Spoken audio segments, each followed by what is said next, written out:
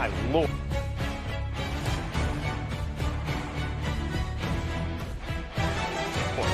Next Saturday night, by the way, speaking of Crawford, Andre, on ESPN, Terence Crawford takes on Kell Brook, who was once good enough to beat Sean Porter decisively, and no one beats Sean Porter decisively. What do you expect to see in that fight? Well, listen, this is, Terence Crawford coming off of by the time he gets in the ring, a year layoff. He's atop the pound-for-pound list, probably universally at this point. He's been at the top of my list, and when you're at the top of that list, you come into every single fight with a heavy burden. Every fight that you have, you're going to be reappraised. My name is Mark Chinook. We are coming to you live from the MGM Grand in beautiful Las Vegas, Nevada. And to all our veterans watching around the world, happy Veterans Day, and thank you for your watching around the world. Happy Veterans Day, and thank you for your service. This is live. Those serving and who have served. A huge night of fights coming up just around the corner. Saturday, November 14th.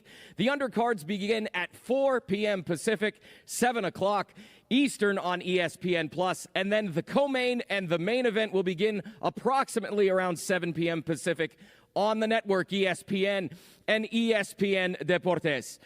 It's time to bring up the guys. We need to talk about a lot of things, and we are going to start with the co-main. It is the WBA Super Flyweight Championship of the World, Franco Maloney, too. Please welcome with me on stage now the former champion from Melbourne, Australia, Andrew, Thanks, Street Team. the Monster Maloney. We might lag a little bit. I'm fixing something in the background. WBA Super Flyweight World Champion from San Antonio, Texas, Joshua El Profesor Franco.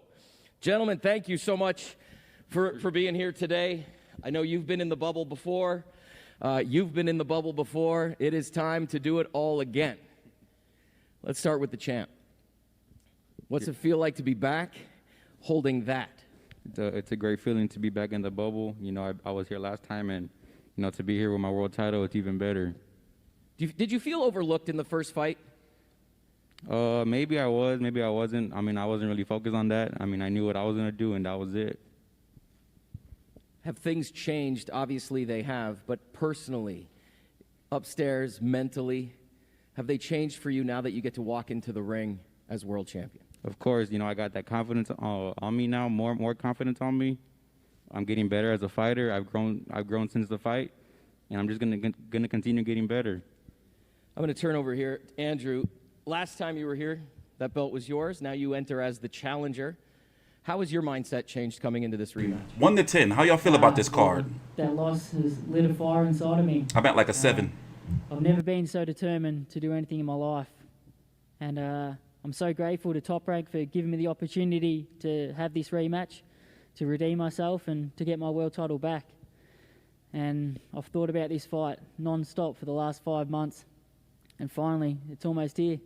I've done absolutely everything possible over the last 5 months to make sure that I leave that ring with that belt back around my waist on Saturday night, and I can't wait. Speaking of the first fight, and now getting this opportunity to rematch, what's his greatest strength in the ring that you need to overcome? He's a fighter. He comes to fight. He throws a lot of punches, puts on the pressure, and I knew that before the first fight. I knew he was a good fighter. And as I've said, I was not at my best in that first fight, and I've talked about that a lot, but now I'm looking forward to letting my actions do the talking and to show everyone on Saturday night what I'm all about.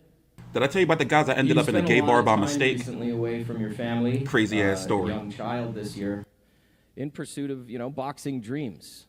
What would it mean to you to jump back on that plane and head back to Australia with the belt back around your waist? That belt means everything to me. That belt is, the ticket to my son's future. So it's not just for me, this is for him and for his future, and I'm not leaving that ring on Saturday night without it. I gotta be honest, I'm sitting up here, I feel the energy between the two of you. I almost want to pull my chair back so you guys can get a little closer, but with COVID precautions, we're not doing that. We just hinted at it a minute ago, that once you become champion, you become a better fighter in all facets, mentally, physically. Robert Garcia in your corner, now the belt in your corner. What has that done for you guys your camp leading up to today or this weekend? I didn't know Just, fucking more confidence in Crawford ourselves. was that old, yo. Having Robert in my corner, it's great. He has a lot of experience, and we're just, of course, bigger opportunities, after Saturday night. When I looked around and everybody was fucking gay. But that's what I realized. Media leading up to this, some phone calls. You said you're changing tactics for the fight. Was there anything from the first fight that stuck with you? You don't have to give anything away, obviously, but you've been vocal that you are changing tactics to this fight. You're going to see a much, much better fighter this Saturday night. A completely different fighter, and Franco's going to see that. After the first round or two, he's going to go back to his corner and think, who is this guy? That's not who I was in the ring with last time. And I can't wait to show you that on Saturday. Josh, you put him on the canvas last fight. Were you surprised that the rematch happened so quickly? We're going to be live streaming after the fight, by the way. All the damage that I gave to him, all the damage he took. But he's a fighter, he has heart. So, you can't hate him for getting the rematch right away. I didn't know we had a gay neighborhood in Philly. Gentlemen, I'm going to ask you to just leave your microphone. It's in on Center your City. chairs. We're going to ask you to move to the X's down here to the front of the platform for your first face-off leading into the weekend. Ladies and gentlemen at home, this is Franco Maloney 2, the rematch, the WBA Super Flyweight World Championship. Franco Maloney 2. Yeah, I was waiting for my lady friend picking her up at work. This was by like 4. I was early. So I forgot the area. It's in Center City, Philly. I didn't realize it. So I say, all right, I'm going to go in the bar, get a little drink. And then it's like, I felt like a jolt, like something wasn't right. And, I got a pretty good gaydar. So my shit was like, and I looked around and I was like, wait a minute. And sure enough, don't you know, I look out the windows and I see all the gay flags. Scared me half to death. I got out of there so quick. I took my little jacket and coat. Was like, I got out of there, cat.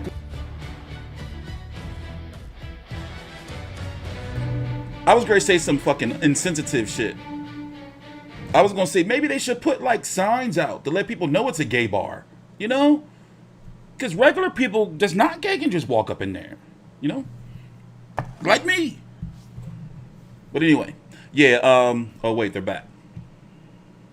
Competing in our main event, it is the WBO Welterweight Championship of the World. Let's bring him up on stage. Please welcome from Sheffield, England, the former champ. I don't think that's too much to ask. The special one, Put a little sign out there. And the reigning, defending WBO Welterweight Champion of the World from Omaha, Nebraska, Terence "Bud" Crawford. By the way, do me a favor and like the video. That's what's up. Ooh, we got them Gentlemen, things on. thank you so much for spending time with us today, and welcome again to everybody watching around the world. Kell, I want to start with you because back in February, you ran into the champ at Wilder Fury 2, and you flat out told him, hey, champ, you're running out of opponents, and here we are. Here we are.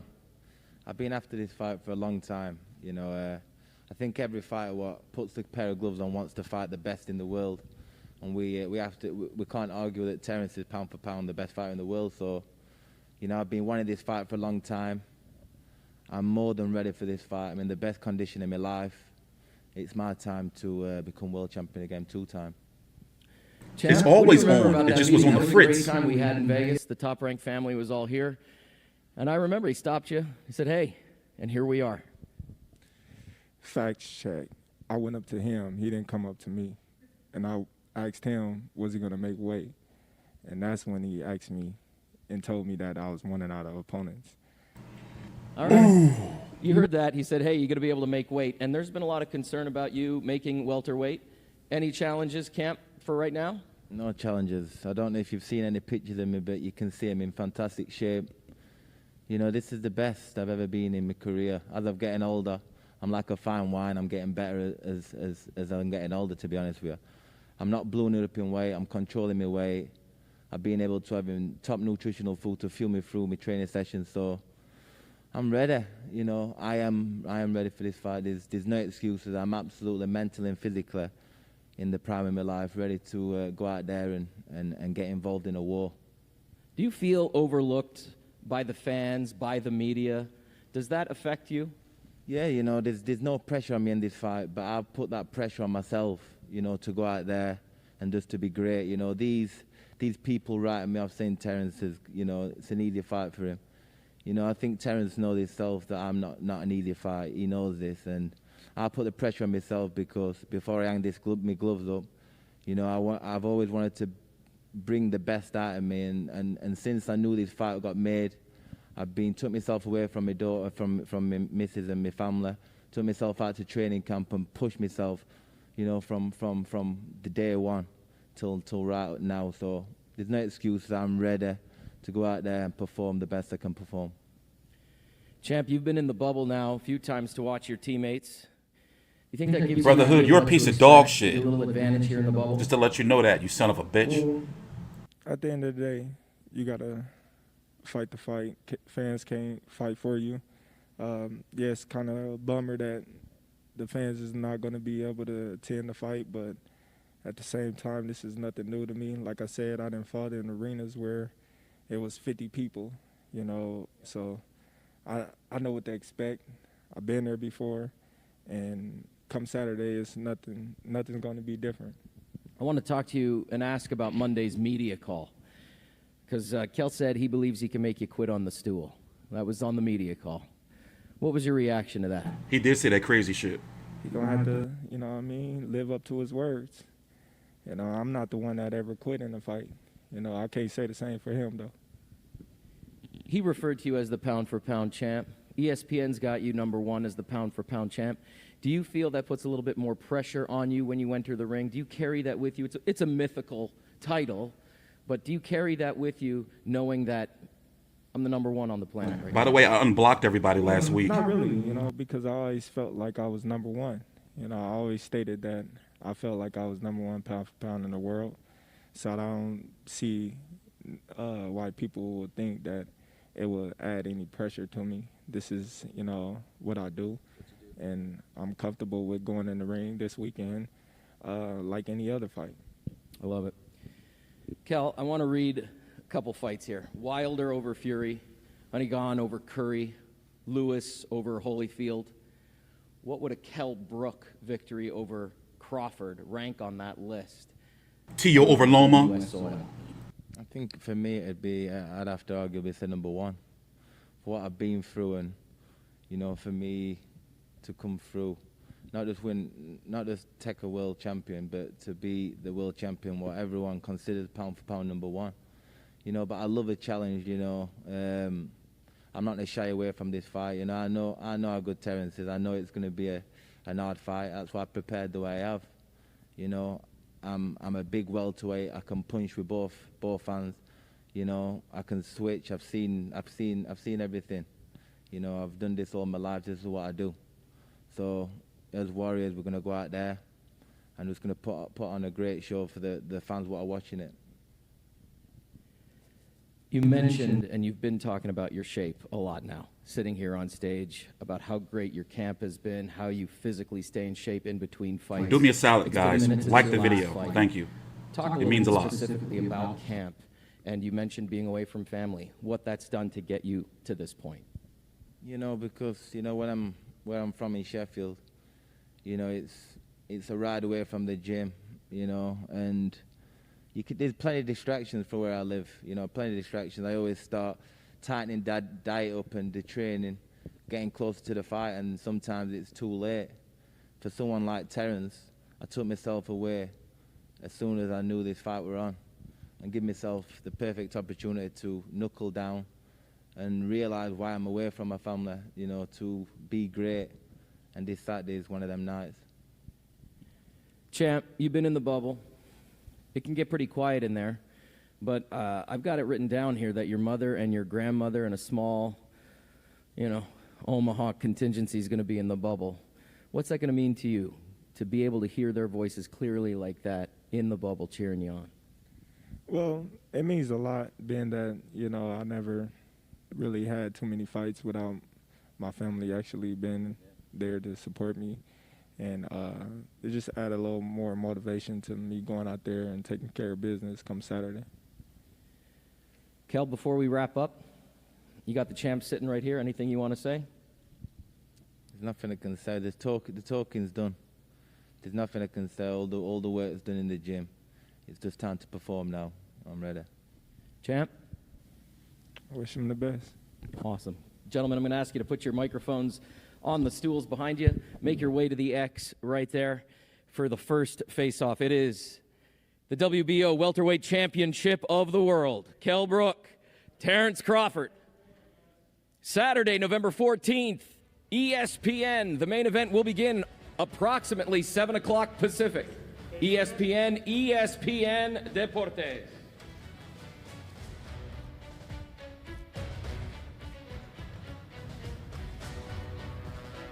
One time!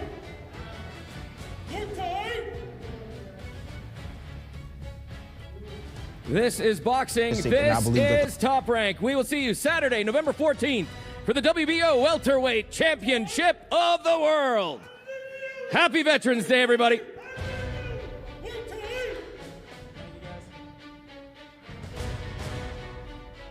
Crawford gonna look away first, watch. Bud gonna look away. He's scared. Bud scared.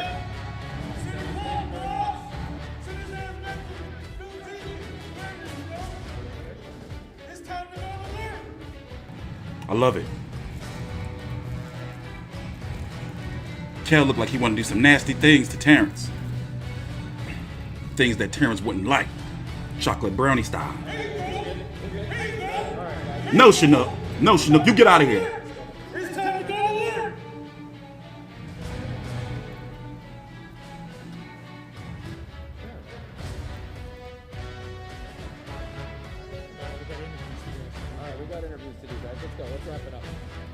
No, Chinook. Get out of here.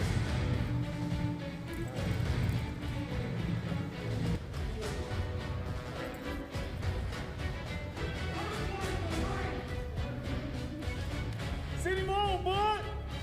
Send him home! Send him back to New Zealand! It's beware time.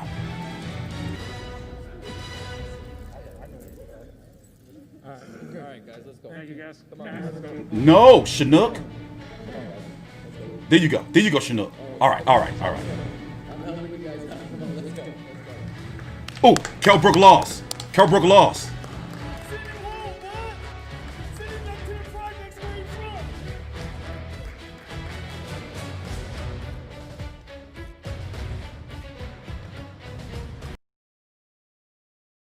Ooh. All right. All right. All right. So this is what we're going to do. We got a lot to talk about. So what we're going to do is we're going to take a quick 2-minute break. Here, I got some quality filler for that ass. Here, let's go.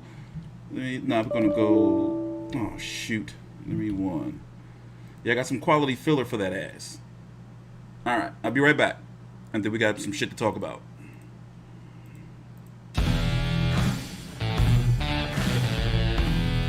What do you say we let people in on a conversation we have all the time? Andre Ward, Tim Bradley, Mark Riegel, I'm Joe Tessitore. And that is the welterweight division that baffles us, frustrates us at times, but also is wildly entertaining because it's top-heavy with great fighters and great names. We just want to see them fighting again. And obviously between the pandemic, between some unfortunate circumstances, and sometimes the business of boxing, we just haven't seen the action. Now, we're going to get back to action soon enough because Bud Crawford, a guy who many up here feels is the #1 pound-for-pound fighter in the world, is going to be taking on the former belt holder in Kell Brook. And then Spence will be going up against Danny Garcia December 5th. But we haven't seen Spence since going all the way back to when he just got past Shawn Porter in September of 2019.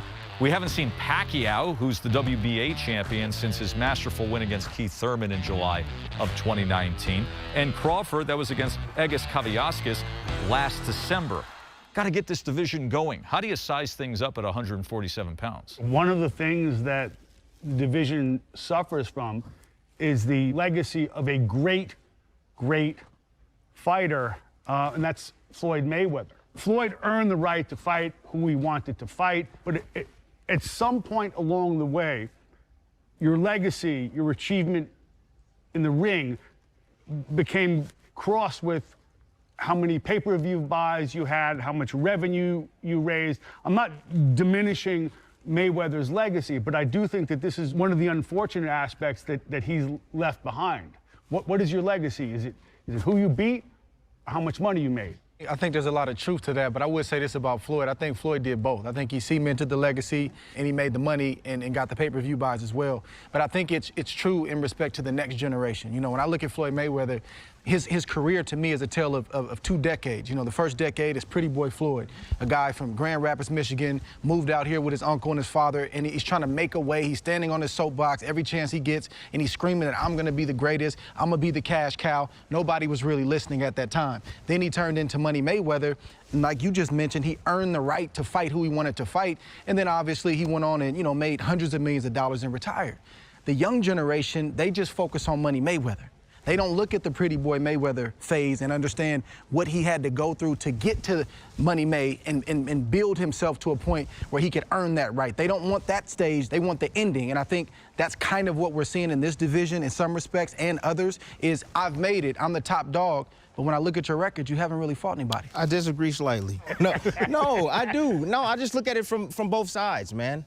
I think that, let's say, PBC side. Okay, they're fighting each other. And I think eventually whoever rises out of that portion will eventually fight Terence Crawford. We hear a lot about the best fighting the best. We know who the 2 best are in this division. By a mile. It's Terence Crawford and Errol Spence. I get that, And but you can talk all you want about it. Either you fight or you don't. But you just had Spence just had the car accident. Then you got the pandemic that happened. And, you know, Spence has 2 belts now. You know, he's going to try to accomplish the 3rd belt, maybe against Manny Pacquiao. Well, let's talk about that for a second, Timmy. What is your read of Pacquiao coming off a sensational win against Keith Thurman at that age of his? And now, you know, you don't see a fight on the horizon, but you see talks of a cash grab exhibition against Conor McGregor. McGregor's going to fight in January in UFC, but then McGregor's openly talking about taking on the cash grab exhibition. I don't have a problem with that at all. I mean, Manny Pacquiao has shown you he fought the young lion, you know, in Thurman. He beat him. You know, like now he can do whatever he wants. This is Manny Pacquiao we talking about. If he wants to fight Conor McGregor for lots of money, it makes major sense. If I was in his position, that's what I would do. McGregor Pacquiao interests me, but you know, I'm a sucker. It's a legit money grab. But the question is, do you want the best guy? Eventually. Eventually. What's eventually? This is what I see Spence doing. Because this is what it's about. It's about coming down to the 2 best fighters that we think. He makes sense here. He's going to collect everything over that side. Once he collects everything on that side, now he comes into the fight and he says, I'm the A side. Hands down. I get the more money than you do. All right? Terence will step up. For some reason, this division, more than any. That's been my theory the whole time. That's been my theory the whole time. And if Terence Crawford, or if you look at it from the PBC side, they're probably like, well, listen, Errol Spence, like you can get the in-house fights, get the fighters more money. So what business sense does it make for Errol Spence to fight Terence Crawford? Listen, I want the fight, all right? I want the fight. But from a business standpoint, he got all that money over there. While he's fighting those guys over there, you got a guy like Terence Crawford who's getting frustrated and questioning his business decisions or his career right now, if he's made the right choices or not. He's 33 years old. Remember years ago, not even years ago, less than fucking 15 years ago, 33, you were old in boxing. So I'm like this, right? I don't see Errol Spence fighting Terence Crawford unless Terence Crawford is PBC. I don't see it anymore. I used to be able to kind of see like the joint promotion and everything, but if Wilder Fury didn't do what they wanted it to do, what the hell you think? Listen, Spence versus Terence Crawford is a huge fight for all of us hardcore fans. But is the casual really, really super interested in that fight? Not really.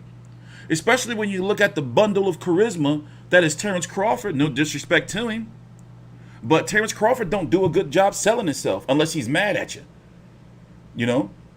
Then he gets a little bit more vocal. You know, I'm at his press conferences. Or I'm on these Zoom calls and all this shit. I'm like, bro, like, what the fuck? He didn't want Kell Brook. And he's saying that Errol Spence priced himself out. Errol Spence made about $2 million. That's the guaranteed. We don't know what the back end was. Because you know why? Because Manny Pacquiao's a global superstar. So it's so much money globally there. So I was getting into a little bit of a spat with some Twitter about some shit, you know, and I'm thinking like, okay, well,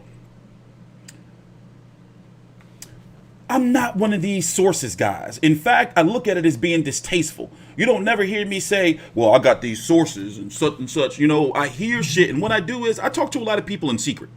You know, it's people I talk to on the phone that you probably would never even think, you know, but we'll have conversations once, you know, sometimes once a week, some people, sometimes once every couple months. And, you know, I get a little intel, boxing insiders, like people you read from every day, shit like that. And I be thinking, like, and what I do is the stories all match up to shit. And I don't have a reputation on YouTube or on social media just post shit just to be posting shit and making shit up. I'm not into speculation like I used to be on YouTube. I don't like talking about fighters' money. I don't like talking like that shit don't mean nothing to me. I just want to see them fight. But however, I'm looking at it like this. The point I'm trying to make is Keith Thurman, it looks like a duck. You know, I feel that when you price yourself out, it's a duck. You know? So he wants $10 million.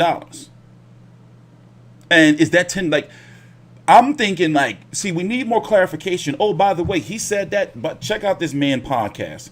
I don't know who's running his YouTube channel, but they got to step their game up because they should be way bigger. Brian Custer, the Showtime commentator, announcer, the host of Showtime Boxing. He is the host, pretty much. He has a podcast and he gets everyone. You know, and he don't pull no punches. He asks the hard-hitting questions straightforward. You know, but in a manner where the fighters, they answer that shit. So he's got Wilder coming up next week. But anyway, Terence Crawford, Keith Thurman, and Errol Spence have been on his podcast. And it's looking like to me that Keith Thurman, like, priced himself out. You know? I've been watching the situation closely, and you know, I want Terence Crawford versus Keith Thurman. But the question I'm having now is, and we're going to talk about Kell Brook in a minute. The question I have now is, if Terence Crawford defeats Kell Brook, then what's going to be next? Like, who is he going to fight? Like, literally, who is he going to fight? Let's go look at the rankings. Who is Terence Crawford going to fight? It's drying up over there. And also, he's hinting that his contract with ESPN and Top Rank may be done in a fight or so. I'm thinking it's done probably after this fight.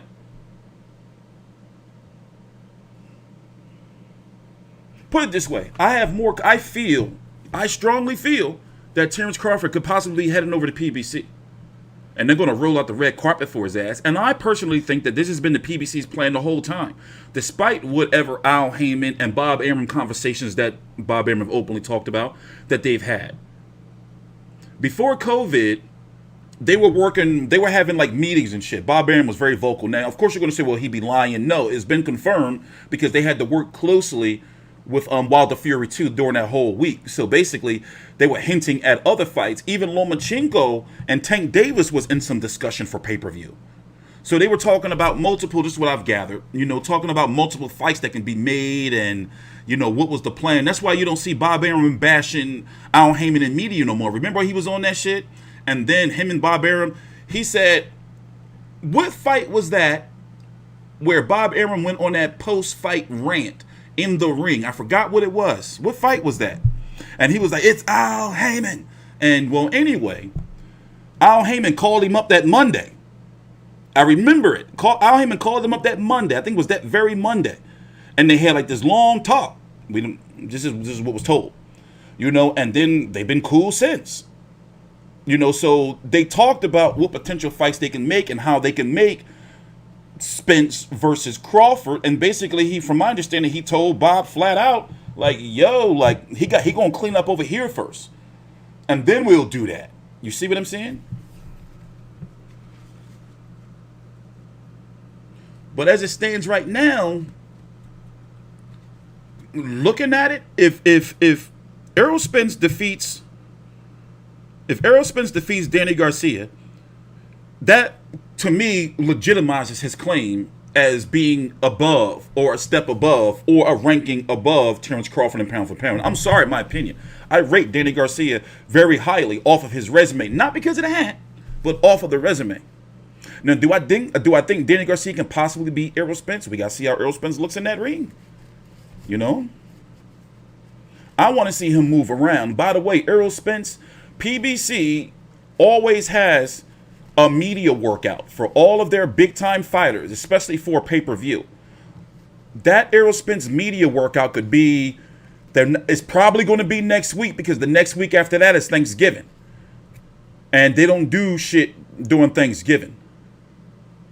It must be tough having a fight where you can't really eat like that on Thanksgiving. Damn.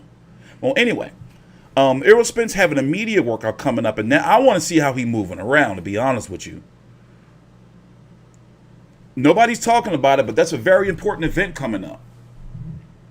And of course, once we get it, once we get the information, we're going to be live streaming it. So if you don't know, Spence versus Danny Garcia is on PBC on Fox pay-per-view December the 5th. Sebastian Fundora versus Francisco Santana is the chief support. It's not a co-main event. That's a chief support.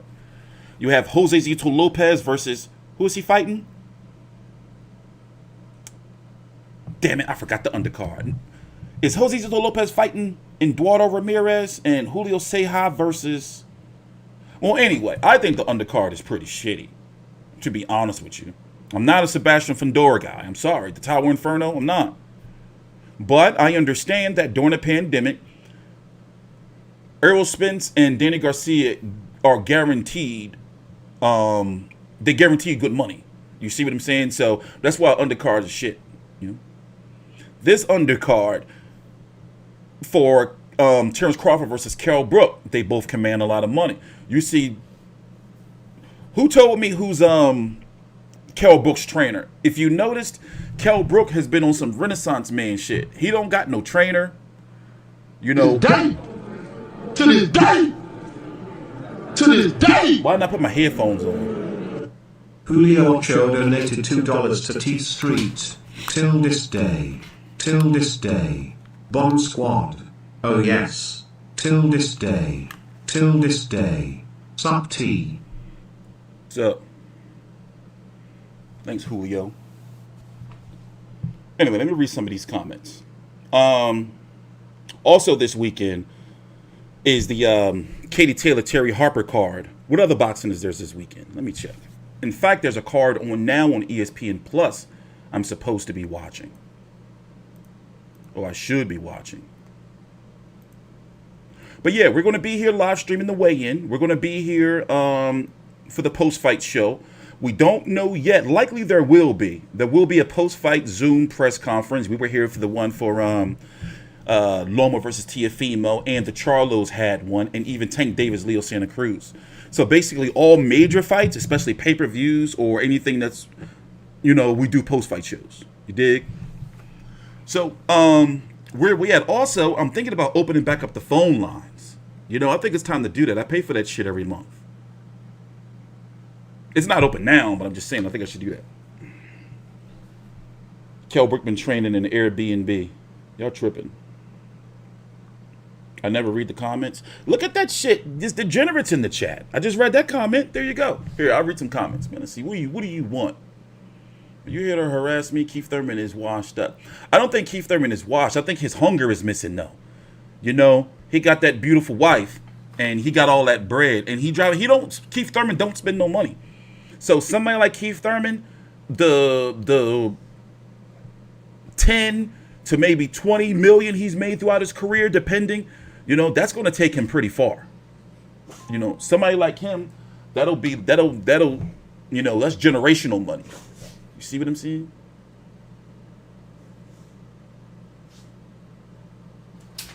How much do I eat on Thanksgiving?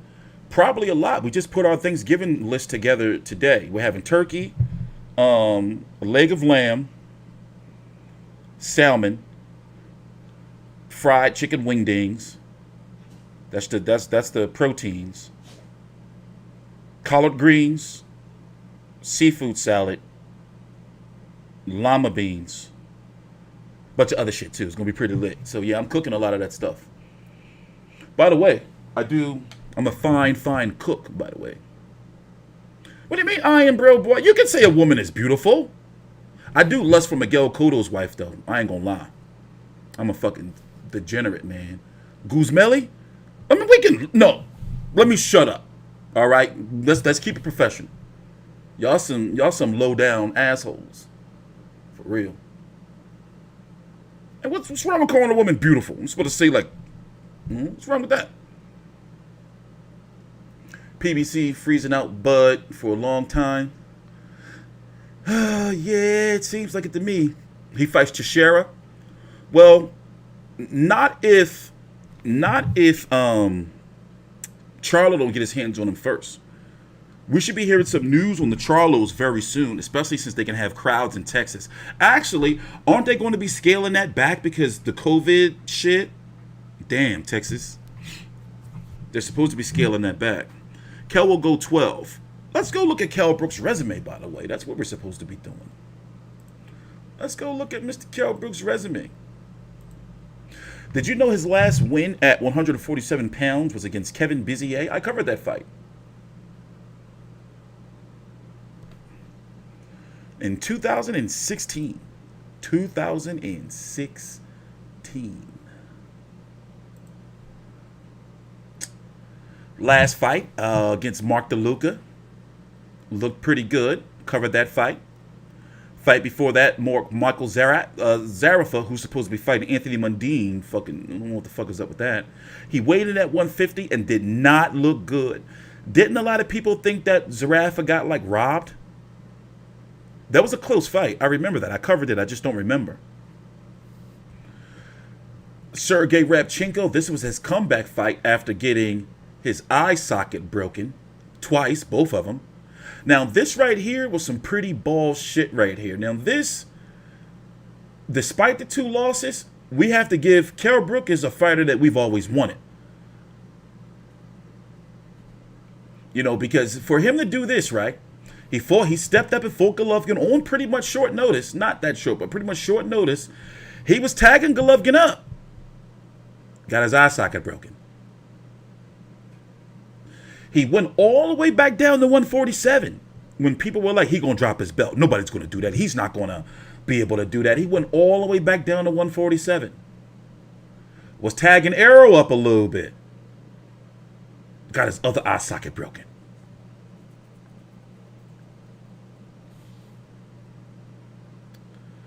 Last win at 147 was in 2016, March of 2016. Kevin Bizier. Second round knockout. I was one of the people that had him going into the fight in my build-up content saying that I think he could beat Sean Porter because of his inside game. Sean Porter has become a better boxer since then. But Sean Porter primarily was a mauler then. A mauler. There you go. I also covered both of these Carson Jones fights on the other channel.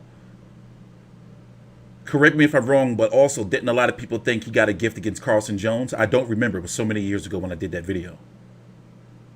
And this second fight was a real big deal.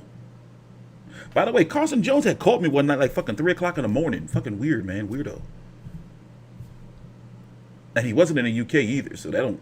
Weirdo, man. No, Carson, you cool, but that was weird, though. I ain't picked that shit up. I was like, what the fuck? But anyway, yeah. So we got a busy week. I got to do my Wilder video. But you know why I haven't done a Wilder video? Because I'm going to get untethered. I'm going to get mad. I don't like talking about that shit, man. I don't like talking about this scam that's going on in the boxing YouTube community right now. I don't like it. So I just said, you know what? Just stay away from it. Yesterday's Zoom call with Spence, Derek James, Angel Garcia, and Danny Garcia was pretty fun. Let me see if I got any emails and see what media events are tomorrow. Also, I'm going to tell you what time the weigh-in is on Friday. Damn, that's real. What time that weigh-in is for Crawford versus Brook. We're also going to be covering the Katie Taylor stuff. Let me tell you, Katie Taylor had a Zoom call, was it yesterday morning? But I was shopping, I missed it. Keith Thurman, also PBC has a really good podcast. Keith Thurman is on there. I haven't listened to it yet. Ooh. That's going to be some good listening tonight. Hold up, I'm getting you the fight week schedule. This shit is bright. Did you hear that it's looking like Canelo is not going to fight in December, which is good because I like he was going to take money away from Spence and Garcia, you know. So it's just basically Copinger, how do you pronounce his name? Turtleneck reported on it. Okay, so no media events tomorrow as it stands. Wait, let me check just to be sure.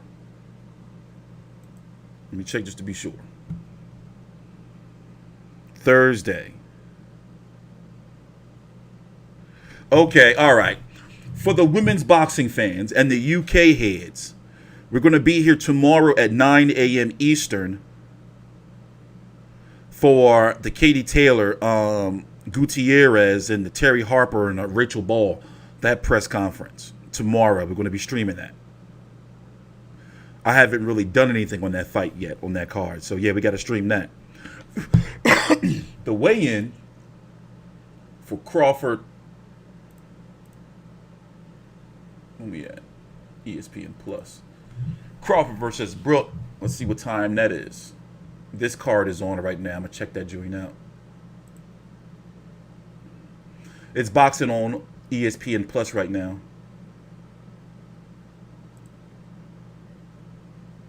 Over in the UK, you guys get it free on IFL. It's an MTK Global card. Back in February, that was on MT. Hey, well, yeah, that's that.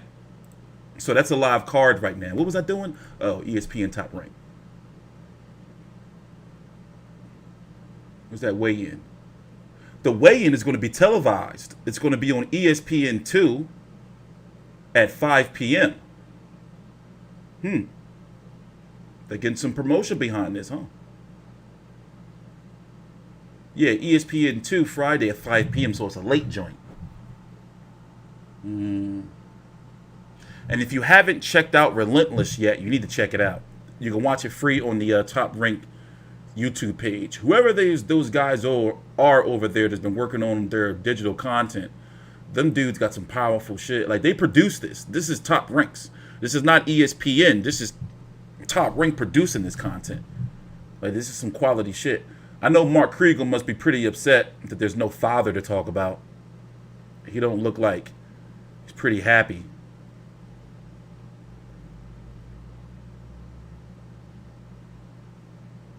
Doesn't look happy.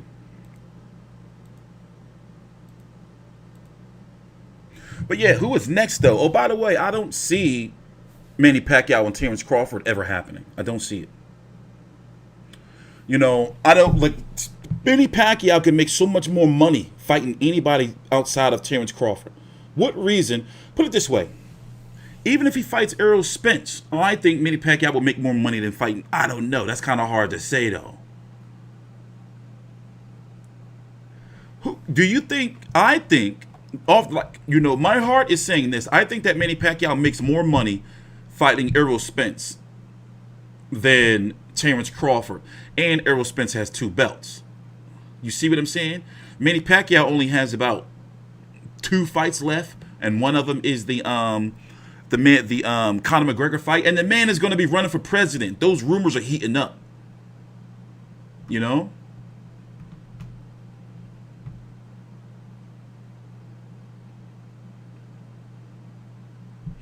How I don't like Mac computers because I don't use them. The first Apple product I ever got was my iPad 2 years ago, and I have 3 iPads. So, you know, I've never been an Apple guy. I'm an Android dude. According to Bob Manning, was a done deal. When though? No, was, woulda, coulda, shoulda. No, like woulda, coulda, shoulda. Like when? Hey, by the way, like the video. There's way too many of y'all here, for crying out loud. I do this for you, the people. Shit, I'm not doing it for my health. I don't think that fight wasn't done. Well, my understanding is the Pacquiao-Conor McGregor fight is like done. But there's some rumors out there that ever since McGregor fought, or the UFC allowed McGregor to fight Floyd, that he can't really move on anything until like he does what they want him to do, like that kind of thing. You know, and it's looking like they signed off on it, but he has to make a UFC return first. Conor McGregor gonna fuck around and be a billionaire, man. He got so he can still fight Paulie. He can still, they can put on their own event with motherfucking McGregor versus Paulie Malignaggi. They can. And that shit will sell like crazy. So McGregor can do some, like, he got some numbers out there, man, that he can do, like, with fighting different people. It was done? Well, then why didn't it happen? You know, I remember Bob Arum openly talking about how Manny Pacquiao was extremely expensive. You know, and they just was losing money on him. One thing about Pacquiao is his fans. Let me tell you something. Now, let me tell you something. I'm going to say some shit here. And it's probably going to be a little bit racially insensitive, but it's true. His fans would be like 20 of them watching around his little ass TV or on a fucking phone and shit. Well, guess what? Those same underprivileged fans likely know how to watch his fights for free. Manny Pacquiao is one of the, and Conor McGregor, you know, and for Floyd Mayweather, their fights get streamed to smithereens. You know, their fights get streamed like a motherfucker. You know, so the days of fights going to 1 million pay-per-view buys, unless it's like that shit is, you know, certain fighters can do it. Years ago, Pacquiao versus Thurman would have did like 1.2, 1.5, some shit like that. What did it do? Like 600 something? You know how easy it is? You know what I do? I check. I'm racist? Damn. I checked. Every time I buy a pay-per-view, and I buy all of them, I go to websites and I check to see, like, wait a minute, let me see if I can watch this shit for free. And you can. It's so easy. A few clicks, and let them let them get a TV deal overseas. You just go find that fucking stream. Like, it's man. And then what you can do is you can cast it from your phone or from your computer to your fucking flat screen TV. Like, people don't have to buy these pay-per-views anymore. You know? A fight like the Charlos, I bet that fight was streamed more than people brought it, purchased it. Does Canelo versus Plant do 1 million buys? Hell no. It's gonna do a nice. It's gonna get a nice bump in buys because it's the return of Canelo. But also, people got used to paying $20 for Canelo a month, or if you got the DAZN $100, you know, deal. Crawford vs. Kell worth $80 on pay-per-view or stream. Ew, what? It's not on pay-per-view though. Why would you ask that question? Ew, don't put that out there. It's on free ESPN. Hell no, Angel Garcia is not a racist. He's just racially insensitive, you know? You can mirror it too. You know, I do little sleight of hand shit, you know, on my YouTube channel. Like, I know how to get around copyright myself. You know? Paying is weak. I don't know about that. Well, see, I gotta pay. You know, because I wouldn't be able to operate my system off of a free stream. I got to be able to fast forward and rewind, you know. And I don't want fucking all that shit clicking in my videos and all that, but you can watch for free. Listen, there's some sites you can go to where it's just super crisp, clean, boom. No ads, no nothing. No ads, no nothing. And they out here bullshitting around, you know, trying to put on 2 pay-per-views in a month. You know, they tripping. That's fucked up, Ronnie Boy Fresh. That's fucked up. But at the same time, why would you pay for it if you can get it for free? What the fuck? Like, I think to myself, I know damn sure if I didn't work on YouTube or if I didn't have to get media credentials and shit, I wouldn't be paying for them shits. I'm a computer nerd. I would have been like, listen, you know, I know how to get every movie in the world for free. Every show. The only reason why I have cable in my house is because of my father. That's it. You know, old people don't know how to use all the apps and shit. But I know how to get all that shit for free. Let me tell you something. I can do an experiment. I'm not going to do it. I know a website where you go to. I want to watch HBO right now. Boom, free. I want to watch Showtime right now. Boom, free. I want to watch fucking BBC some shit over in fucking Afghanistan. I want to watch their shit. I know where to go to watch the Afghan channels and shit. Russian TV, no problem. That Hunter Biden shit, sure, I got the tapes. For real. Yeah, crazy. Rabbit ears and tinfoil. Remember you used to have the antenna on your TV? Who remember the chip box? You ever had a chip box? You know, the illegal cable shit? They used to call it the bullet, where the cable companies would send like a signal through your cable and just fucking kill your chip box.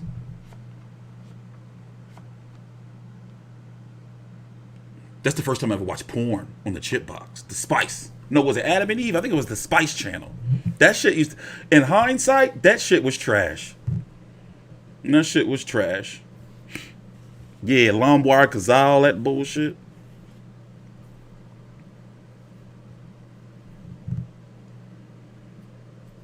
Yeah, man. These motherfuckers, they better get with the program. Because if you notice, pay-per-view buys are like dropping, bro. And then you hear people openly saying, like, fucking, yeah, I'm streaming that shit. Ha, I'm not buying that. Yeah, right. They can suck my dick. Like, people. Yeah, it was Greater Media Cable. I had the old brown box with the little red digital numbers. And the Comcast joint had the little numbers on the top, the black joint. Yeah, you get them free channels. Whew. You know, like, and the thing is, the chip box was a secret. Like, you'll pull it out, like, all right, let's look at the chip box. Unscrew your regular joint, put the chip box on. Yeah, man.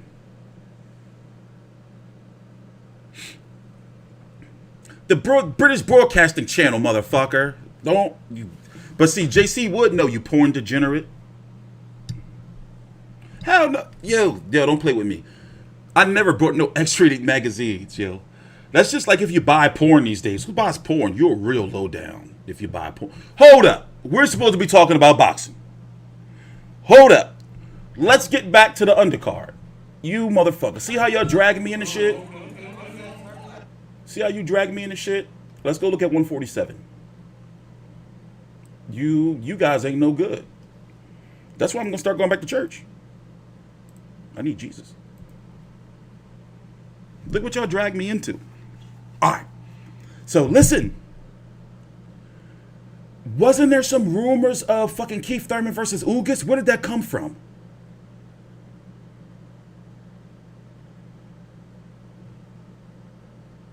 Oh, that's cable theft. If you had the person that actually knew how to fucking get up on the pole and like fuck around and finagle and run the wire, then yo, he was highly valuable.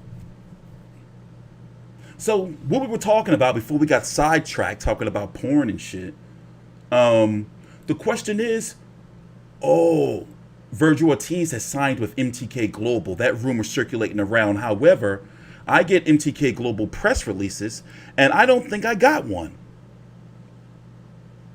Like if that's official or not. But anyway, Virgil Ortiz is creeping up on being mandatory for Terence Crawford. But it won't be next. It could be. But I think that Virgil Ortiz has to fight an eliminator.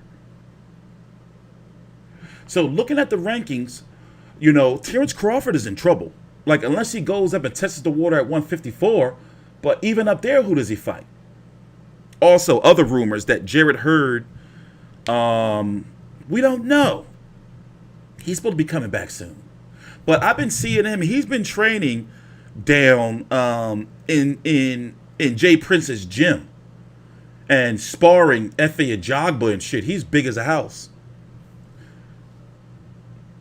But I was given some intel, and could he be heading over the top rank? We don't know.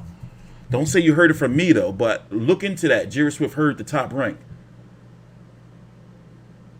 But as I was saying, you know, looking at 147. Who does he fight if it's not going to be any PBC fighters? No, they would order Porter versus Ortiz Jr., but Porter won't take it because Porter already said he's going after the WBC route, where he also has an eliminator over there. He said he would fight Teixeira, but Teixeira may not have that belt. Teixeira, he may not have that belt though. Teixeira's got Brian Castano problems, and we don't know what's happening with that yet. By the way, I've been looking at Bud too lately, no homo, but he does look like he can make 154. Like, did you notice like he's filling out? You know, he looked like, not make 140-54, but he looking like he could possibly compete at 154, yo. Now, can his chin compete at 154? Let's see how he does against Kell Brook. You see what I'm saying? I don't know. I like Ugas. I wouldn't say his style, though. People don't want to fight him. He don't generate no money, you know? And his belt don't mean shit. Yo, Dennis, Ugas don't got no belt. I don't count that shit. Fuck that WBA bullshit belt. No disrespect to Ugas, but I don't count that shit. Fuck that. Heard got Coach K training him, and he not heading the top rank. Okay. You know what? I got to get back. I'm not on Instagram. I got to get back on Instagram. I'm missing out on a lot of news on fucking Instagram. Like I said, I don't know if his chin can hold up at 154. You know what I want? I want to see him get cracked by Kell Brook. I think he probably going to get dropped. To be honest with you. You know, he got sparked. Not sparked, but you know, he got touched up by smaller fighters. Didn't Dirijon tag him? Kavalauskas tagged him up. Gamboa was laying some hands upon him. Gamboa. But Gamboa done. He just don't get me talking about him. You got Devin Haney beating up on the elderly and shit and the disabled.